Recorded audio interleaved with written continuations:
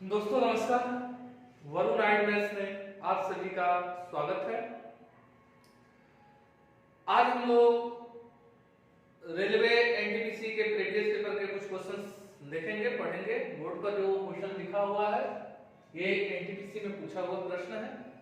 आगे अगर इस तरह से प्रश्न आता है तो इसको हम लोग कैसे बनाते हैं, इसको सीखते हैं। इससे पहले कि जो भी विद्यार्थी मेरे चैनल पर नए हैं, सपोर्ट के लिए आप लोग चैनल को सब्सक्राइब करें, अपने दोस्तों में भी इसे शेयर करें। चलिए ठीक है, आइए इसको सीखते हैं कैसे आसानी से बनाएंगे। देखिए लिखा हुआ है 2 माइनस 1/3 इंटू 2 माइनस 3/5 2 माइनस 5/7 ऐसे ही डॉट डॉट डॉट करके 2 माइनस 997/999। इसका मतलब है 2/5/7 है तो 2 माइनस 5/7, तो यहां भी होगा 2 माइनस और 7/9। ऐसे करके ये श्रृंखला आगे की ओर बढ़ा हुआ है। अब हमको इसको कैलकुलेशन करना है, तो आसानी से कैसे करेंगे इसको हम लोग सीखते हैं। आइए देखते हैं। 2 में से 1/3 घटाना है। अच्छा, पहले तो हम लोग एक चीज सीख लेते हैं कि 1/3 ये क्या है। यानी ये हमारा अंश हो गया, ये हमारा हर हो गया। अगर अंश कम है और हर ज्यादा है, इसका मतलब है कि इसको अगर इवैल्यूएट करेंगे तो उसका मान 1 से कम आएगा, यानी 0 पॉइंट समथिंग समथिंग आएगा। जैसे 1/3 को अगर भाग लगा दें तो 0.3333 करके इंडेफिनिट आएगा ना। चलिए ठीक है, अभी हमको समझना क्या है, आइए देख लेते हैं कि 2 में से 1/3 हमको घटाना है। तो 2 में से 1/3 घटाएंगे तो हम सबसे आसानी से करने के लिए क्या करेंगे, एक इसमें से निकाल लेंगे,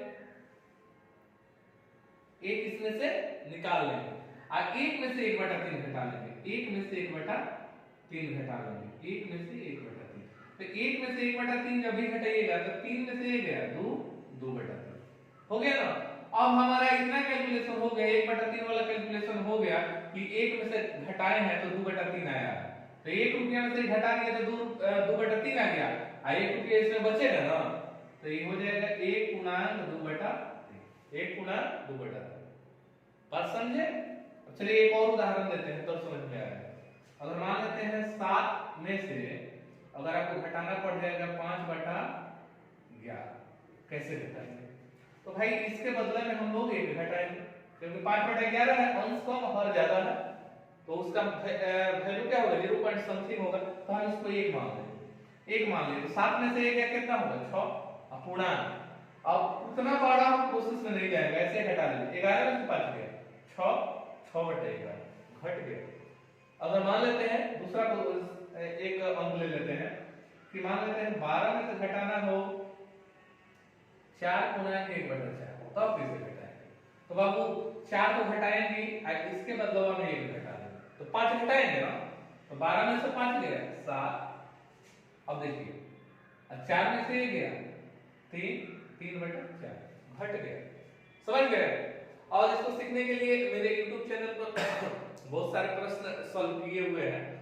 एडिशन सब्ट्रैक्शन करके चैप्टर का नाम है, उसको देख लीजिएगा तो और क्लियर हो जाएगा। और मुझे लगता है कि अब ये आप लोग सीख गए इतना, ठीक है, क्योंकि हमको इस क्वेश्चन को सिखाना था, इसलिए यहाँ पर हम लोग आए। ठीक है, आइए फिर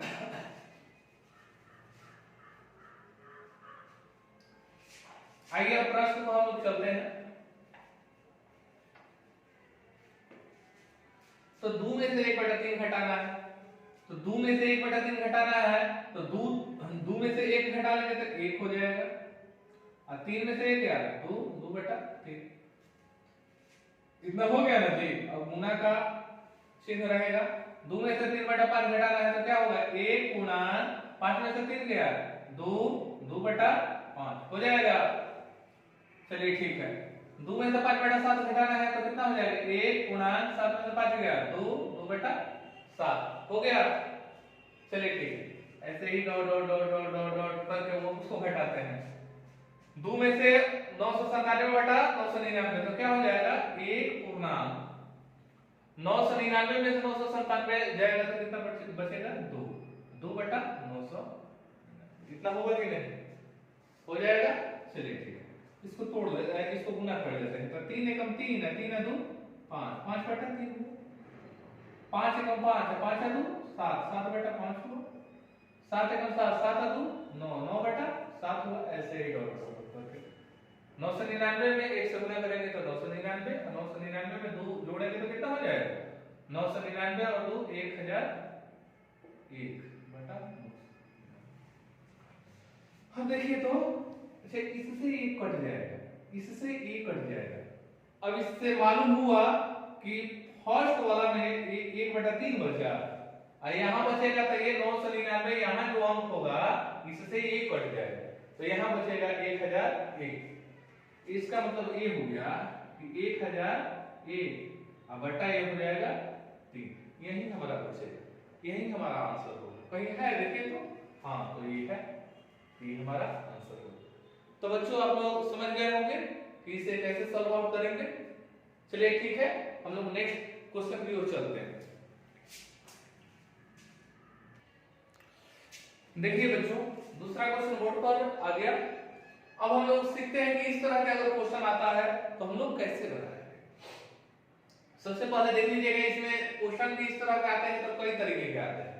तो एक तो आता है कि करने दो करने दो करने दो करने दो, 5 बार करके दिया हुआ है, और यहाँ मतलब क्या है कि और इससे ज्यादा करनी नहीं है, बस 5 ही है, माने ये लिमिटेशन में है। एक क्वेश्चन इसी में क्या आ जाता है ऐसे, मान लेते हैं यहाँ लिख देते हैं करनी 5 करनी 5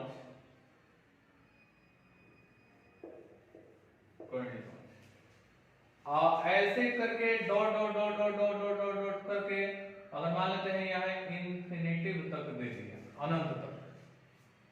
क्या किया? अनंत तक दे दिया। तो ये प्रश्न बदल गए, ये अलग है ना, ये प्रश्न बिल्कुल अलग है। तो आइए पहले इसको सीखने के तरीके हम लोग सीखते हैं। तो बाबू देखिए, इसका आसान तरीका बनाने के लिए एक शॉर्ट मेथड अपनाइएगा कि जितना बार करनी है उतना बार गुना कर लीजिए। कौन करनी है? 5 को, तो उतना ही 2 से गुना कर लीजिए। 2 2 2 2 2 -1 हो गया। फिर ये जितना बार करनी है उतना 2 लिख दीजिए, 5 बार 2 लिखिए। 2 गुने 2 गुने 2 गुने 2 गुने हो गया। अब कितना का ये पावर रहेगा भाई? तो x का, तो x मान लेते हैं इसको, तो ये 2 का है ना, इट मींस कि ये 2 का पावर इतना होगा, 2 का पावर इतना होगा। अब हम लोग को कैलकुलेट करना है। 2 2 के 4, 4 2 के 8, 8 2 के 16, 16 2 के 32, 32 में से गया 31, तो 2 के पावर 31, इसको गुना कीजिए तो 32 हो जाएगा ना। 2 2 के 4, 4 2 के 8, 8 2 16, 16 2 32। बस यही आपका आंसर हो गया। देखिए कहां है, तो देखिए 31/32 है ना, ये आपका आंसर हो गया। जब भी ऐसे प्रश्न हो ऐसे ही हम लोग बनाए। अब बेटा कहिएगा कि यहाँ क्वेश्चन ऐसे दे दिया, यहाँ लिख रहे हैं एक क्वेश्चन कि करनी 5,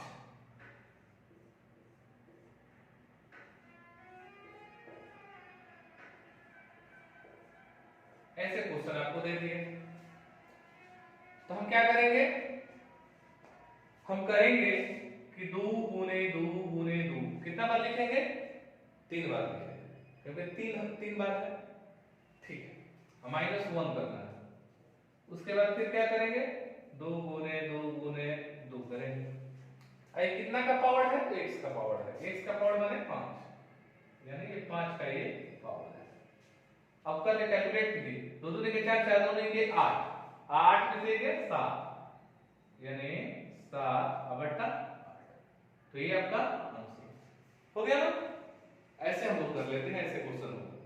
लेकिन एक चीज और ध्यान रखिएगा बाबू, कि अगर यही क्वेश्चन करके इसी क्वेश्चन में इसको हम मिटा रहे हैं, ये क्वेश्चन करके ऐसे कर रहे हैं, इन्फिनेटिव कर दे, इन्फिनेटिव कर दे तो भाई आंसर बदल गया। तो जो अगर इन्फिनेटिव करेगा तो आंसर उसका वही हो जाएगा, आंसर इसका क्या हो जाएगा 2 हो जाएगा।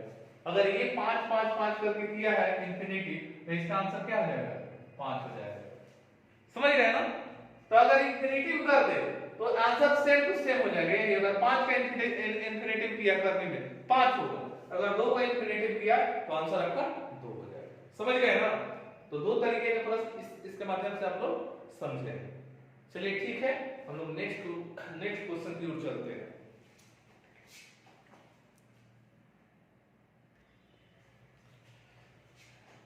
चलिए बच्चों, नेक्स्ट क्वेश्चन को हम लोग देख रहे हैं। लिखा हुआ है कि किसी एक संगठन में 40% कर्मचारी मैट्रिक पास, ठीक है, कोई ऑर्गेनाइजेशन है जिसमें 40% जो एम्प्लॉय है वो मैट्रिक पास, शेष के 50% स्नातक है और जो उसके बच रहे हैं शेष उसके 50% स्नातक है, ठीक है, तथा अवशिष्ट 180 स्नातकोत्तर है। यानी वो बच जा रहे हैं उसके बाद वो क्या है स्नातकोत्तर है, यानी पीजी है, पोस्ट ग्रेजुएट है, ठीक है। अब आपसे पूछ रहा है स्नातक कर्मचारियों की संख्या कितनी है, स्नातक कर्मचारियों की संख्या कितनी है। ये भी आपसे पूछ सकता था कि मैट्रिक पास कर्मचारियों की संख्या कितनी है, और ये भी पूछ सकता था कि इस संगठन में कुल कितने कर्मचारी काम कर रहा है, ठीक है। तो आइए इसको सीखते हैं। पहले देख लीजिएगा कि किसी एक संगठन में 40% कर्मचारी मैट्रिक पास है। मामला प्रतिशत का है तो थोड़ा सा सोचिएगा। अगर 40% कर्मचारी मैट्रिक पास है तो 60% बच जाते हैं जो अन्य होंगे। चलिए ठीक है, 60% बच गए अन्य वाले। तो 60% में 50% जो है क्या है स्नातक है। स्नातक कितने हैं 50% है। तो भाई 50% स्नातक है तो उसके बाद फिर बचेगा कितना 50% ना, यानी 50% स्नातकोत्तर होगा। तो अगर 50% इसका निकाल दें तो 5 हो गए 30, यानी 30% स्नातकोत्तर होगा, यही ना होगा 30% स्नातकोत्तर होगा, ठीक। 30% स्नातकोत्तर यहाँ 180 स्नातकोत्तर है तो हम क्या करेंगे 180 जो है ना वो 30% के बराबर है, तो 180 बटा 30 करेंगे। 180 जो है क्या है कि 30% के बराबर है, तो 180 बटा 30 करेंगे। अगर हमसे पूछा जाएगा कि स्नातक कर्मचारियों स्नातक नहीं कुल इस संगठन में कुल कर्मचारियों की संख्या कितनी है, तो साधारण सी भाषा में हम जवाब देंगे इसका 100% निकाल लेंगे। 100% निकाल लेंगे 18, तो हम कहेंगे कि भाई 600। तो ये 600 जो हमारा आंसर अभी आ रहा है ये क्या है कुल कर्मचारियों की संख्या। हमसे तो कुल कर्मचारियों की संख्या नहीं पूछा गया है, क्या पूछा गया है हमसे ये पूछा गया है कि स्नातक कितने हैं। तो थोड़ा सा सोचिए 600 यदि कुल है, 600 यदि कुल है तो इसके 40% क्या है मैट्रिक पास है, यानी कि 60% अन्य है, यही ना है जी। सॉरी 40% कर्मचारी मैट्रिक पास है, शेष के 50%, ठीक है। तो 60 है ना 60%, शेष हो गया 60%। अगर 40% मैट्रिक पास है तो शेष हो गया कितना 60%। इसका 50% जो है वो क्या है वो हमारा स्नातक है, तो 50% 50 बटा 100 कर देते हैं क्योंकि हमको यही निकालना है। चलिए काट देते हैं, 0 से 0 तो 3 6 हो गया, 0 से 0 36 18, यानी 180, यानी 180 स्नातकोत्तर है, सॉरी स्नातक है। 180 क्या है स्नातक है, यहाँ क्लिक करें, हो गया आंसर हमारा। तो ऐसे ही क्वेश्चन को बनाएंगे। इसके लिए एक और तरीका हम लोग अपना सकते थे, कैसे देखिए हम क्या लिख रहे हैं 40% कर्मचारी मैट्रिक है, कितना है 40% कर्मचारी मैट्रिक, ठीक। 40% मैट्रिक है, 50% स्नातक है, 50% स्नातक लिख दिए। इसको फ्रैक्शन में कर लेते हैं। 40 बटा अगर 100 करते हैं, 40 बटा अगर 100 करते हैं तो कितना आता है? 2 पचे 10, 2 2 के 4, 2 बटा 5 है। आई 50 बटा 100 करेंगे तो 1 बटा 2 आ जाएगा। इसका मतलब अगर इसको फ्रैक्शन के दृष्टि से देखा जाए तो ये 2 बटा 5 हुआ, ये 1 बटा 2 हुआ, यही ना हुआ। ठीक है, कोई बात नहीं है। हम मान लेते हैं कि किसी एक संगठन में कर्मचारी जो है एक्स होंगे, देख लीजिए। अगर एक्स का 2 बटा 5 और क्या है, अगर मैट्रिक है, 2 बटा 5 मैट्रिक है, तो भाई इसके 3 बटा 5 जो है आने वाले होंगे, तो इसका हम 3 बटा 5 निकाल देंगे। ठीक, अब इसका 1 बटा 2 जो है क्या है, स्नातक है, तो भाई 1 बटा 2 स्नातकोत्तर होगा, क्योंकि आधा स्नातक है तो आधा स्नातकोत्तर होगा, तो 1 बटा 2 स्नातकोत्तर होगा। तो बचा स्नातकोत्तर कितना संख्या, 180। 180 एक्स का इवैल्यूएशन करेंगे तो ये जाएगा उस साइड में, तो पलट जाएगा। चलिए 180 गुने ये हो जाएगा 5 बटा 3, यही हो जाएगा 2 बटा, हो जाएगा। अब काटिए तो 3 6 18, ठीक है, 2 5 10, 10 में 60 से गुना करना है तो 600। कुल कर्मचारी की संख्या कितना आया, 600। अब कुल कर्मचारी का संख्या आ गया 600, तो आपको क्या निकालना है, स्नातकोत्तर निकालना है। चलिए आइए निकाल लेते हैं, सॉरी स्नातक निकालना है। तो 600 का भाई 40% यानी 2 बटा 5 मैट्रिक है, तो इसका 3 बटा 5 निकालेंगे तो हमारा क्या आ जाएगा, अन्य माने मैट्रिक के बाद वाले, स्नातक और स्नातकोत्तर उसमें दोनों है।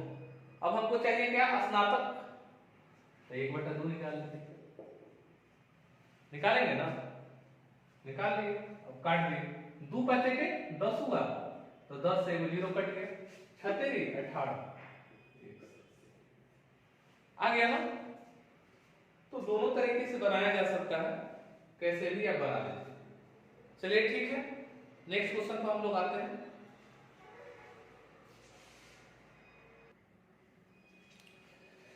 चलिए बच्चों नेक्स्ट क्वेश्चन देखिए, लिखा हुआ है कि एक आदमी के पास 1 रुपए के नोट, 5 रुपए के नोट तथा 10 रुपए के नोटों का मूल्य 480 रुपया है। माने एक आदमी के पास जो है 3 तरह के नोट है। कौन कौन है जी, एगो 1 रुपया वाला, एगो 5 रुपया वाला, एक 10 रुपया वाला, ठीक है। उसके बाद क्या है कि उसके पास कुल मूल्य जो है उसका 480 रुपया है। कुल कितना है, 480 रुपया है। यदि नोटों की संख्या बराबर हो, यानी प्रत्येक नोट जो है 1 रुपया वाला उतना ही नोट है जितना कि 5 रुपया वाला है, जितना कि 10 रुपया वाला, माने सब नोट बराबर है, तो कह रहा है कि नोटों की कुल संख्या क्या है। अब इस तरह के जब प्रश्न आ जाए तो इसको कैसे बनाना है थोड़ा सीखिए। हम यहां लिख दिए रुपया, रुपया, ये 1 रुपया वाला, ये 5 रुपया वाला, 10 बराबर है। बराबर है क्या मानेंगे, अगर इसको 1 मानेंगे तो ये भी 1, ये भी 1, इसको अगर 2 मानेंगे तो ये भी 2, ये भी 2, ये भी 2, बराबर है। हम ले लेते हैं कि सब 1 1 है, सब कितना है, 1 1 है। अब आपको ये 1 1 क्यों रख रहे हैं, हम 5 5 रखे तो क्या फर्क पड़ता है, तो कोई फर्क नहीं पड़ेगा। 5 5 रखिएगा तब भी वही आंसर आएगा, क्योंकि 5 5 5 सबको कीजिएगा तो अगर हम 5 में लाइएगा तो 5 1 5 5 1 5 5 1 5 होगा कि नहीं। तो कोई भी डिजिट यहाँ रखते हैं कोई फर्क नहीं पड़ता है। हम रख दिए 1 1 1 बराबर। चलिए कुल कितना है, 480 रुपया, लिख दिए 480 रुपया। ऑलरेडी ये सब रुपया में है तो चेंज करने की कोई आवश्यकता नहीं है। तो 1 1 हम 1 1 5 5 1 10 10, यानी कि 10 रुपया, ये 5 रुपया, ये 1 रुपया, 10 5 15 1 16, ये भी रुपया, ये भी रुपया, तो रुपया का ही रुपया से तुलना होगा। यानी ये 16 हिस्सा के बराबर है। 480 जो है ना 16 हिस्सा के बराबर है। कितना हिस्सा के बराबर है? 16 हिस्सा के बराबर है। एक हिस्सा का मान अगर निकाला जाए तो 16 या 48 30, एक हिस्सा का मान कितना आ जाएगा? 30 आ जाएगा। ठीक है, ये कितना हिस्सा है? एक हिस्सा, तो ये भी 30। ये कितना है? एक हिस्सा, तो ये भी 30। ये कितना है? एक हिस्सा, तो ये भी 30। तो 1 2 3 से गुणा कर दीजिए डायरेक्ट इसमें, कितनी के 90, यानी 90 नोट होगा। कितना नोट होगा? 90 नोट हो गया। अब इसको आप चेक करना चाहते हैं कि कहीं हम गलत तो नहीं ना हो गए, तो थोड़ा सा सोचिए। ये भी 30 है, तो 30 रुपया ना होगा। ये नोट 30 नोट है 5 रुपया वाला, तो 3 5 15 होगा, 150। अगर मान लेते हैं 10 रुपया वाला कौ नोट है? 30 को, तो 30 गुने 10 करेंगे तो कितना होगा? 300। अब इसको जोड़िए, 480 आया कि नहीं? जोड़िए, 5 3 8, हाँ जी आ गया। इसका मतलब हम लोग बिल्कुल सही है। समझ गए ना? तो इस तरह के प्रश्न को ऐसे ही बनाएंगे। फिर हम लोग नेक्स्ट वीडियो में मिलते हैं। नमस्कार। ठीक है, तब तक चैनल को सब्सक्राइब कर लीजिए। तब तक